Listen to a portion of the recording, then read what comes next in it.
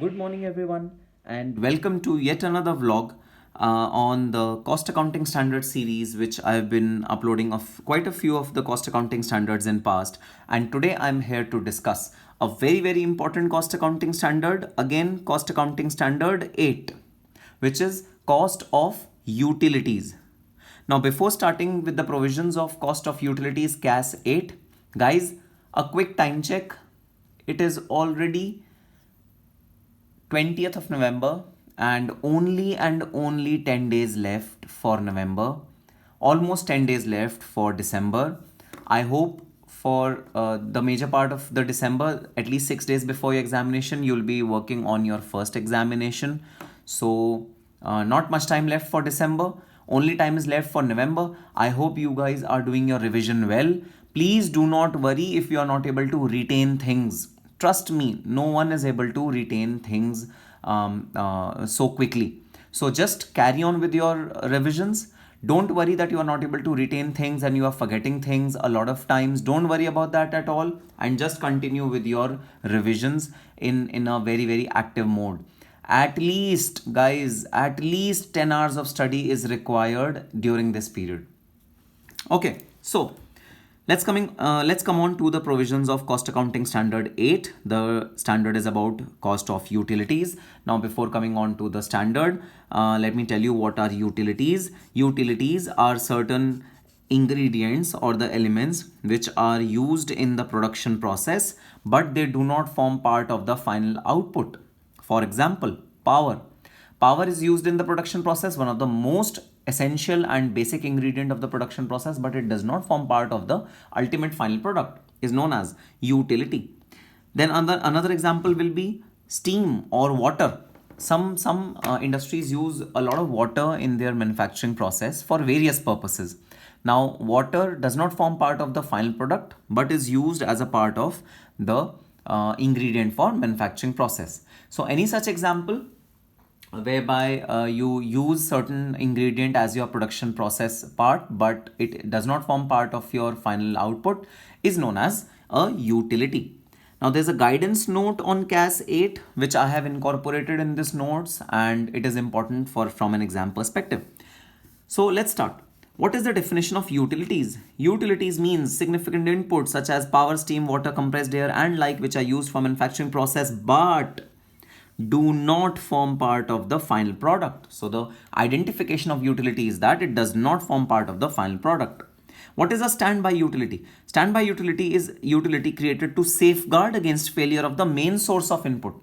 So sometimes you have a main source of electricity, which is your state board electricity, which supplies electricity to your factory. But still, you keep inverters, you keep generators, you keep DG sets to have a backup for electricity if there is a power cut.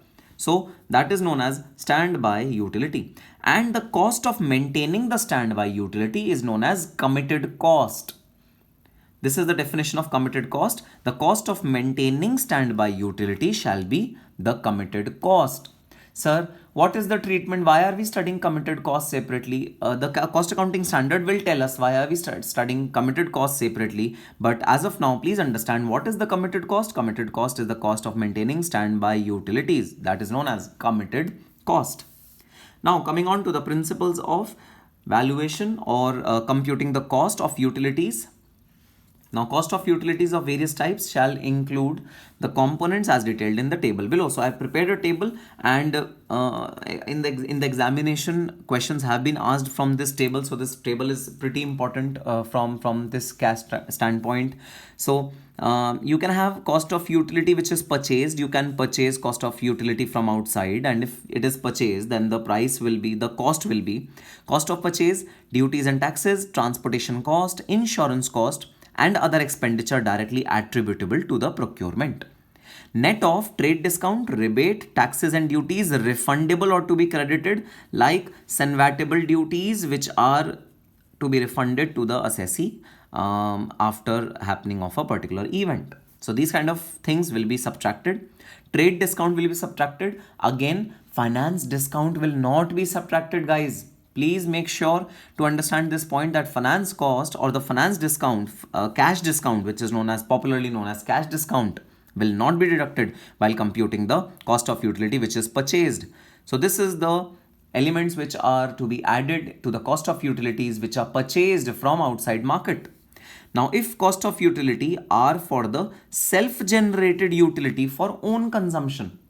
So if you have generated utility within your factory premises, so some people generate power at their own factory. So they have windmills which generate power, generate electricity, and they use that electricity for their own consumption. If that is the situation, then your cost will be the direct material cost, direct employee cost, direct expenses, and factory overheads. So these are the four elements which are there if you have generated the utility at your factory premises. Then it is direct material, direct employee cost, direct expenses, and factory overheads. Now next is cost of utility generated for inter-unit transfer. Next category is cost of utility generated for intercompany transfer. And the next category is cost of utility generated for sales to outside party. Now let me explain you what are these three categories, and then we will be coming on to their ingredients of the cost. So company A, company B, company C. Company A has 2 units, division 1, division 2. Company A and company B have the same parent entity, which is company X. So in effect, company A and B are the group companies. Company C is an unrelated party, unrelated company, an outside company. So suppose division 1 is generating a particular type of utility, say electricity, and suppose it transfers this electricity to division 2. It consumes electricity in division 1, a bit of it, and transfers some of the electricity to division 1. This is known as the inter-unit transfer. Now suppose division 1 has excess electricity and it also transfers to its another group company, which is B. Then that transfer is known as inter-company transfer. There can be a situation where there is excess electricity to an extent that division A sells that electricity to an unrelated party, which is company C. Then that transfer is known as sale to outside party. So these are the three kinds of transfer which can happen for an utility. First, inter-unit transfer. Second, intercompany transfer, which is a related party company. So this company is a related party company. Third can be a sale to outside party, where electricity is being transferred to a non-related or unrelated party. That is known as sales to outside party. Now the cost in these three situations will be computed differently. Let's see how will the cost be ascertained in these three situations. Situation number 1, cost of utility generated for inter-unit transfer. So if you are transferring the electricity or the utility from one unit of your company to another unit of your company, then your cost will be cost of self-generated utility. What is the cost of self-generated utility? It is a sum total of material, employee, expenses, and factory overheads. And apart from these four elements, you will also add the distribution cost incurred for such transfer.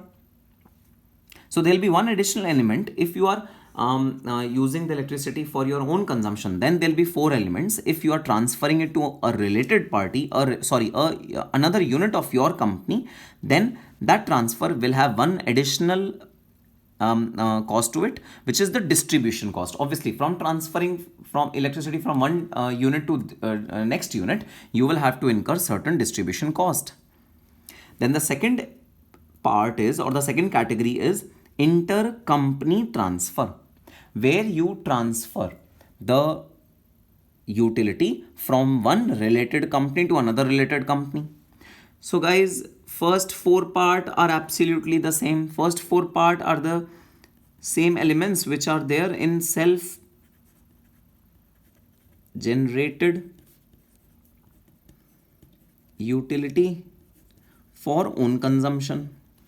Then next part is distribution cost. Distribution cost also is also occurring over here. There's one additional cost which is there, which is share of administrative overheads.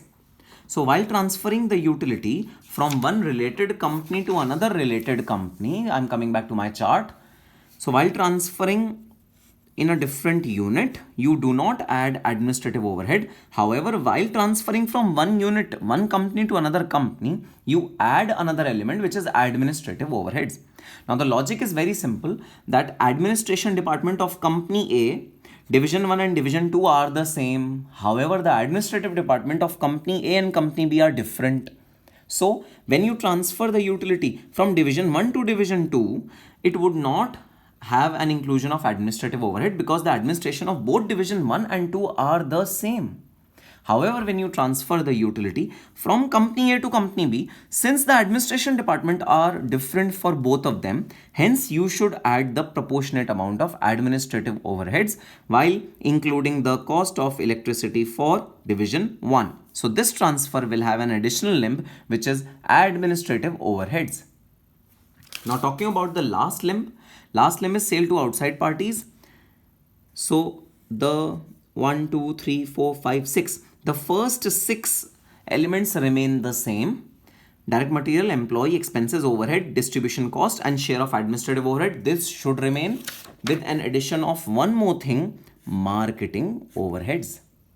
So there may be a situation where company A has incurred certain expenses on marketing excess electricity which it has produced before selling it to company C. So the marketing overheads should be added while computing the cost of utility for sale to outside party. Obviously, marketing overhead would not have been incurred in the intercompany transfer because it is the same company. So there's no question of marketing the product, because company A can directly reach company B and tell about their products. However, when there is an unrelated company transaction, A to C transaction, when there is an unrelated company transaction which is A to C, at that point in time there can be, not has to be, but there can be certain marketing overheads. So the additional element which is to be added is marketing overheads. So one more element in the last limb, which is marketing overheads. So this broadly sets out the entire context. Now guys, please read subset of the utility on your own. This is a very important provision which has been introduced by the guidance note and very relevant for the examination from an examination point of view. I am directly coming on to the practical questions, and many students have raised certain queries on the practical portion of this chapter, which is again very important because repeatedly question on boiler and steam turbine is coming in the examination. So it is really important to give you certain basic idea of what this question is all about. Let us read question. It is illustration number 1. I am on page number 4.48 of the notes. Sun Flag Sugar Limited, located at Maharashtra, has a boiler used for its own byproduct bagasse as fuel for generating steam. So Sunflower Sugar Limited has a boiler which is used for generating steam. The high pressure steam generated is first used for generation of power, and the exhaust steam is used in the process of sugar manufacture. So the steam which is generated by the boiler is first used for generation of power, and then the steam is used for the production of sugar manufacture. The following details are extracted from the financial accounts and cost accounting records of the company for the year ended 31st March 2015. There is a boiler, there is a steam turbine. The expenses incurred in boiler are given to us. The expenses incurred for steam turbine are given to us in the question. Note, to calculate cost of power, credit for exhaust steam is to be taken at 80% of the cost of the steam. Now, sir, we don't know what do you mean by this. Let us read that statement once again. To calculate the cost of power generated, credit for exhaust steam is to be taken at 80% of the cost of steam. You are required to prepare two separate cost sheets for steam and power as per the company's cost record and audit rules 2014 for the year ended 31st March 2015. Okay, before we start with the question, let me prepare a diagram of what is happening in Sun Flag Sugar Company Limited.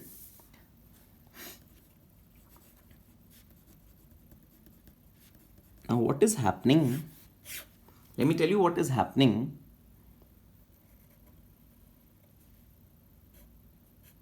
Apologies for my bad drawing, guys. I was really poor in my drawing since the beginning of my childhood. My art teacher used to scold me for having such bad drawing, but so be it. So this is a boiler. It generates steam.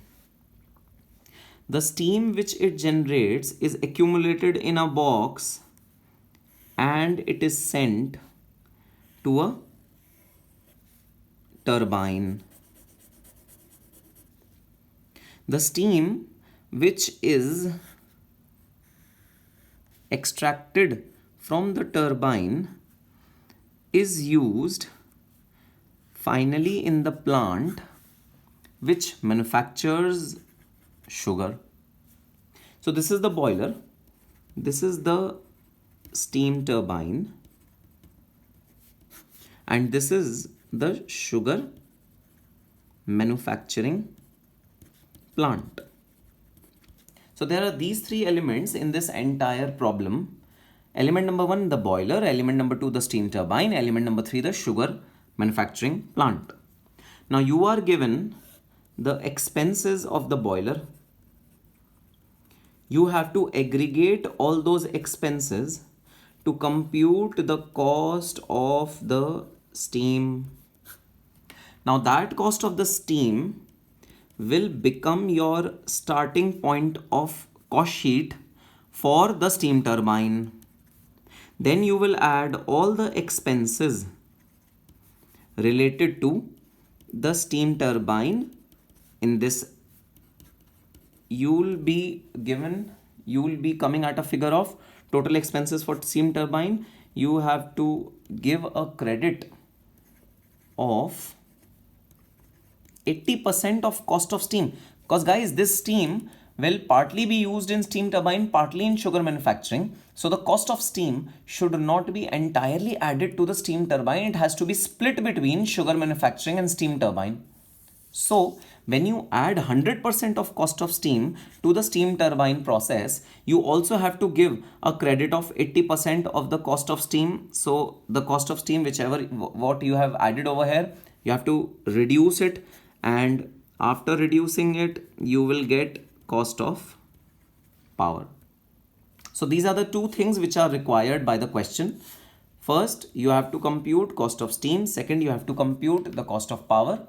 The credit, which is 80%, is already given in the question. Credit for cost of steam to be given in the electricity production is already given in the question, and hence we'll take 80% of the cost of steam. So net steam cost of 20% is added in the steam turbine process, and electricity generation will have an impact of 20% of the cost of steam in its production cost. So sir, where will the 80% go? Guys, 80% will go in the sugar manufacturing plant. So 80% of the cost of steam will be added to the sugar manufacturing plant. Question has not given you the details related to sugar manufacturing plants. Otherwise, we would have created a cost sheet for the sugar manufacturing plant as well. So this is a very important question of your examination, and you should be able to now do it pretty well. You have to also compute the per unit cost. Per unit cost will be computed by using the metric tons of high pressure steam and the kilowatt hours of power generated by you. So this is how you have to tackle these questions, and these are very important from an exam point of view. Needless to say, this is just a revisionary video, and you have to read through all the provisions which I have not discussed in this video, or which are there in your notes, very carefully, and you have to prepare this cost accounting standard really well. So that's all for this cost accounting standard. I'll be coming up with more cost accounting standards very soon. Yes, I know time is really less, and I have to really buck up my speed and increase my speed of giving you more videos. Guys, don't worry, I'll try my level best to issue and release the videos as soon as possible. So that's all for today. Hope you are doing well, and my heartiest wishes for you that you don't panic at this point in time, and you do really well, and you perform good in your examination. You work really hard, you give your 100% and leave rest to God. Don't worry about what is going to happen, whether you'll pass, you'll fail. You just have to do your karma today. If you do your karma today wholeheartedly, you have won half the battle. So all the best, guys, and happy studying.